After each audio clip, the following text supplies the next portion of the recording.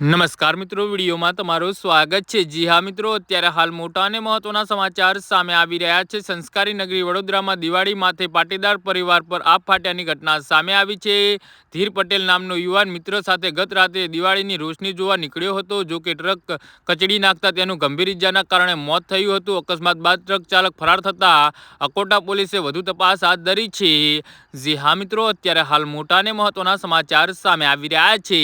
મળતી માહિતી મુજબ યુવકનો જન્મદિવસ હોવાથી બધા મિત્રો જમ્યા બાદ દિવાળીને લઈ કરાયેલા રોશની જોવા નીકળેલા હતા અને કાળ પરખી ગયો હતો। અકસ્માત એટલો ભયાનક હતો કે એક્ટિવા આખું ટ્રકના આગળના ભાગમાં ઘૂસી ગયું હતું અને યુવાનને ગંભીર ઇજાઓ થતાં લોહીનું ખાબુચિયું ભરાયું હતું। અકસ્માતને લઈ લોકોને ટોળે ભેગા થતા ભારે ટ્રાફિક જામ સર્જાયો હતો। જી હા મિત્રો, અત્યારે હાલ મોટા અને મહત્વના સમાચાર સામે આવી રહ્યા છે। આ બનાવ અંગે મૃતકના પિતા દિનેશભાઈ હસમુખભાઈ પટેલ અકોટા પોલીસ મથકમાં નોંધાવેલી ફરિયાદ મુજબ તેઓ તરસાળી વિસ્તારમાં ઓમકાર મોતીમાં એકમાં રહે છે અને ખાનગી કંપનીમાં નોકરી કરી પરિવારનું ગુજરાન ચલાવે છે। ગત રોજ નોકરી પૂરી કરી પરત ફરતા હતા। તેઓને આ બનાવ અંગે તેઓના શાળા દીકરા દ્વારા જાણ કરવામાં આવી હતી। તમારા દીકરા ધીરનો અકોડા બ્રિજ પાસે અકસ્માત થયો હતો। બાદમાં તેઓ ઘરે પહોંચી ખાનગી હોસ્પિટલમાં પહોંચ્યા હતા। જી હા મિત્રો, તો આના વિશે તમારું શું કહેવું છે તો નીચે અમારી કમેન્ટ બોક્સમાં જરૂરથી